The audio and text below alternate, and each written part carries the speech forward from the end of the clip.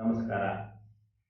Corona ವಿರುದ್ಧ ಹೋರಾಡಲು ನಮ್ಮ ಶರೀರವನ್ನು ಅಣಿಗೊಳಿಸುವುದು ಹೇಗೆ?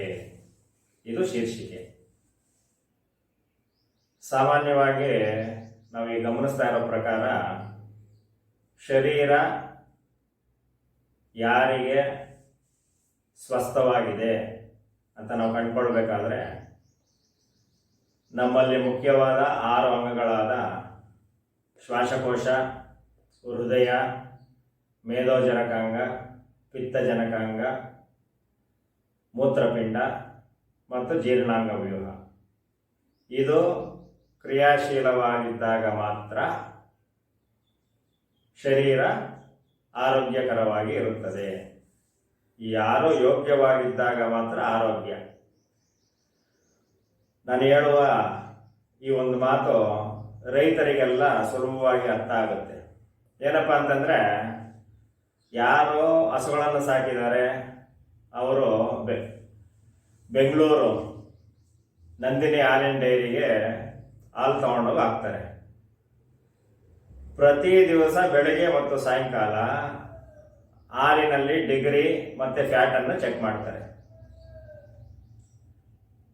ನಾವು ನಮ್ಮ ಶರೀರವನ್ನು ಬೆಳಗ್ಗೆ ಮತ್ತು ಸಂಜೆ 2 ಸಾರಿ ಸ್ವಸ್ಥವಾಗಿದೆಯಾ, ಆರೋಗ್ಯವಾಗಿದೆಯಾ, ನಾವು ಯೋಗಾಭ್ಯಾಸ ಮಾಡ್ತಾ ಇದ್ದೀವಾ, ಶರೀರಕ್ಕೆ ನಮ್ಮ ಸಮಯವನ್ನು ಮೀಸಲಿಟ್ಟಿದ್ದೀವಾ ಅಂತ ಪ್ರಶ್ನೆ ಹಾಕೊಂಡ್ರೆ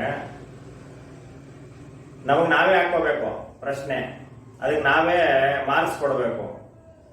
ನನ್ನ ಪ್ರಕಾರ 10% ಜನ ಮಾತ್ರ ಪಾಸ್ ಆಗ್ತಾರೆ, ತೇರ್ಗಡೆ ಆಗ್ತಾರೆ. ಮಿಕ್ಕಿ 90 ಜನ ಫೈಲ್ ಆಗ್ತಾರೆ. ಸುಮಾರು 3 ವಾರದ ಕೆಳಗೆ ಬೆಂಗಳೂರಿನ PS ಕಾಲೇಜಿನ ಆವರಣದಲ್ಲಿ ಒಂದು ಕಾರ್ಯಕ್ರಮವನ್ನು ಆಯೋಜಿಸಿದರು. ಅದರಲ್ಲಿ ಬೆಂಗಳೂರಿನ ಮಠಾಧೀಶರು, ಸುತ್ತೂರು ಮಠಾಧೀಶರು, ವಿನಯ್ ಗುರೂಜಿ ಇವರೆಲ್ಲ ಭಾಗವಹಿಸಿದರು.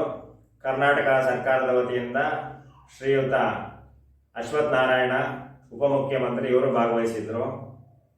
ವಿಷಯ ಏನಪ್ಪ ಅಂತಂದರೆ ಸಾವಯವ ಕೃಷಿ, ಮಣ್ಣಿನ ಮೌಲ್ಯವರ್ಧನೆ ಅಂತ. ನಾವು ಇವತ್ತಿನ ದಿವಸ ಮಣ್ಣಿನ ಮೌಲ್ಯವರ್ಧನೆ, ಸಾವಯವ ಕೃಷಿಗೆ ಎಷ್ಟು ಗಮನ ಹರಿಸ್ತಾ ಇದ್ದೇವೆ, ನೀರು ಕುಡಿಯಲು ಯೋಗ್ಯವಾಗಿದೆಯಾ ಇಲ್ವಾ ಅಂತ ಎಷ್ಟು ಗಮನ ಹರಿಸ್ತಾ ಇದ್ದೇವೆ, ನಾವು ಉಸಿರಾಡ್ತಕ್ಕಂಥ ಗಾಳಿ ಯೋಗ್ಯವಾಗಿದೆಯಾ ಕಲುಷಿತವಾಗಿದೆಯಾ ಅಂತ ಎಷ್ಟು ಗಮನ ಹರಿಸ್ತಾ ಇದ್ದೀವಿ. ನಾವು ವಾಸಿಸುತ್ತಿರುವ ಈ ಪ್ರಕೃತಿ ಏನು ಪರ್ಯಾವರಣ ಅಂತ ಕರೀತಾ ಇದ್ದಾರೆ, ಪರಿಸರ ಅಂತ ಕರೀತಾ ಇದ್ದಾರೆ, ಇದು ಎಷ್ಟು ಯೋಗ್ಯವಾಗಿದೆ ಅಂತ ಗಮನ ಕೊಡ್ತಾ ಇದ್ದೀವಿ. ಆದರೆ ನಮ್ಮ ಶರೀರದ ಮೌಲ್ಯವರ್ಧನೆ ಮಾಡಿಕೊಳ್ಳುವುದು ಹೇಗೆ? ಯಾರು ಕೊರೋನಾಗೆ ಬಲಿಯಾಗುತ್ತಿದ್ದಾರೆ ಅದರ ಬಗ್ಗೆ ಸ್ವಲ್ಪ ಗಮನ ಕೊಡುವುದು ಒಳಿತು ಅಂತ ಭಾವಿಸಿ ಈ ಸಮರ್ಪಣಾ ಯೋಗ ಮಾಡುವುದರ ಮೂಲಕ ನಮ್ಮ ಶರೀರದ ಮೌಲ್ಯವರ್ಧನೆ ಮಾಡಬಹುದು ಅಂತ ನಾನು ಕಂಡುಕೊಂಡ ಸತ್ಯವನ್ನು ನಿಮ್ಮ ಜೊತೆ ಹಂಚ್ಕೊಳ್ಬೇಕು ಅಂತ ಈ ಒಂದು ಅಂಶವನ್ನು ನಿಮ್ಮ ಜೊತೆ ಶೇರ್ ಮಾಡ್ತಾ ಇದ್ದೀನಿ. ಈಗ ನಾನು ಸಮರ್ಪಣಾ ಯೋಗವನ್ನು ಪ್ರಾರಂಭಿಸುತ್ತೇನೆ. ಅದು ಯಾವ ರೀತಿ ಮಾಡುವುದು ಅಂತ ನೀವು ಸಹ ನೋಡಿ ಅಭ್ಯಾಸ ಮಾಡಿ, ಅದು ನಿಮಗೆ ಉಪಯುಕ್ತ ಅಂತ ಅನಿಸಿದರೆ ಅದನ್ನು ಇನ್ನೊಬ್ಬರ ಜೊತೆ ಹಂಚಿಕೊಳ್ಳಿ. ವಜ್ರಾಸನದಲ್ಲಿ ಆರಾಮವಾಗಿ ಕುಳಿತುಕೊಳ್ಳಿ. ವಜ್ರಾಸನದಲ್ಲಿ ಕುಳಿತುಕೊಳ್ಳಲು ಆಗದೇ ಇರುವವರು ಸುಖಾಸನದಲ್ಲಿ ಕುಳಿತುಕೊಳ್ಳಿ. ನಿಮಗೆ ತಿಳಿದಿರುವ ಯಾವುದಾದರೂ ಒಂದು ಪ್ರಾರ್ಥನೆಯ ಮೂಲಕ ಪ್ರಾರಂಭ ಮಾಡಿರಿ. ನನಗೆ ತಿಳಿದಿರುವ ಪ್ರಾರ್ಥನೆಯ ಮೂಲಕ ನಾನೀಗ ಪ್ರಾರಂಭ ಮಾಡುತ್ತಿದ್ದೇನೆ.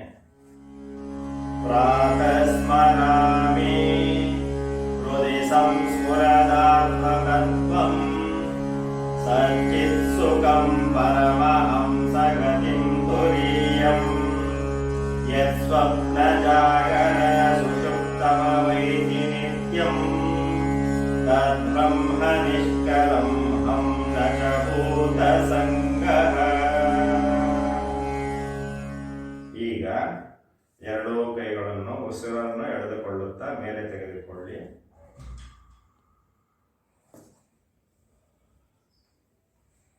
ನಿಮ್ಮ ಹಣೆಯನ್ನು ಭೂಮಿಗೆ ಸ್ಪರ್ಶ ಮಾಡಿ.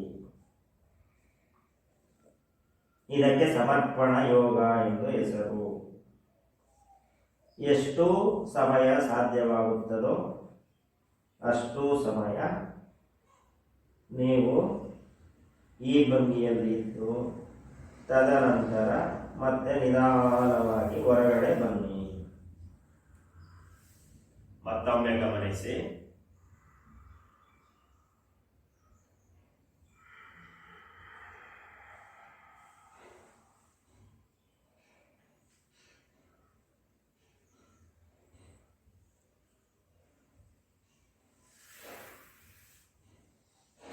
ಈ ರೀತಿ ನೀವು 7 ಸಾರಿ ಮಾಡಬೇಕಾಗುತ್ತದೆ.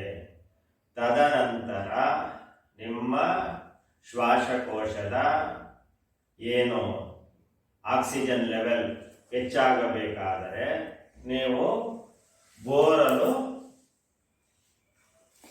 ಈ ರೀತಿ ಒಂದು ಮಾವಿನ ಹಣ್ಣು ಅಥವಾ ಹಲಸಿನ ಹಣ್ಣು ಭೂಮಿಗೆ ಬಿದ್ದರೆ ಯಾವ ರೀತಿ ಬಿದ್ದು ಹೋಗುತ್ತದೋ ಆ ರೀತಿ ಭೂಮಿಯ ಮೇಲೆ ಬಿದ್ದು ಬಿಡಿ.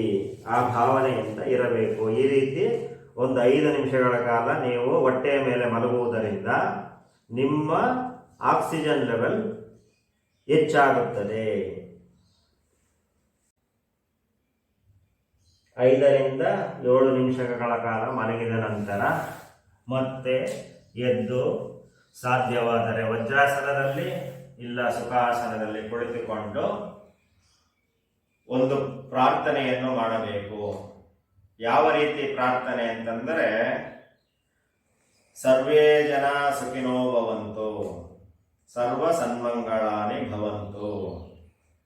ಪೂರ್ವ ದಿಕ್ಕಿನಲ್ಲಿರುವ ಸಕಲ ಜೀವರಾಶಿಗಳು ನೆಮ್ಮದಿಯಿಂದಿರಲಿ, ಶಾಂತಿಯಿಂದಿರಲಿ.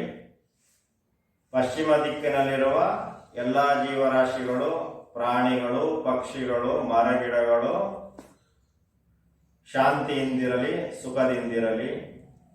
ಉತ್ತರ ದಿಕ್ಕಿನಲ್ಲಿರುವ ಸಮಸ್ತ ಜೀವ ಶಾಂತಿಯಿಂದಿರಲಿ, ಸಮೃದ್ಧಿಯಿಂದಿರಲಿ, ನೆಮ್ಮದಿಯಿಂದಿರಲಿ. ದಕ್ಷಿಣದಲ್ಲಿರ್ತಕ್ಕಂಥ ಎಲ್ಲ ಪ್ರಾಣಿ, ಪಕ್ಷಿ, ಮಾನವರು ಸಮೃದ್ಧಿಯಿಂದಿರಲಿ, ಶಾಂತಿಯಿಂದಿರಲಿ, ನೆಮ್ಮದಿಯಿಂದಿರಲಿ. ಎಲ್ಲರೂ ಶಾಂತಿಯಿಂದಿರಲಿ, ನೆಮ್ಮದಿಯಿಂದಿರಲಿ, ಸಮೃದ್ಧಿಯಾಗಿರಲಿ ಎಂದು ನೀವು ಪ್ರಾರ್ಥಿಸಿದಾಗ ಅಷ್ಟದಿಕ್ಕಿನಿಂದನೂ ಶಾಂತಿ, ಸಮಾಧಾನ ನಿಮ್ಮ ಕಡೆ ಹರಿದುಕೊಂಡು ಬರುತ್ತದೆ. ಈ ರೀತಿ ಪ್ರಾರ್ಥನೆಯನ್ನು ಮುಗಿಸಿ ಈ ಸಮರ್ಪಣ ಯೋಗವನ್ನು ಮುಕ್ತಾಯ ಮಾಡಬೇಕು. ಧನ್ಯವಾದಗಳು.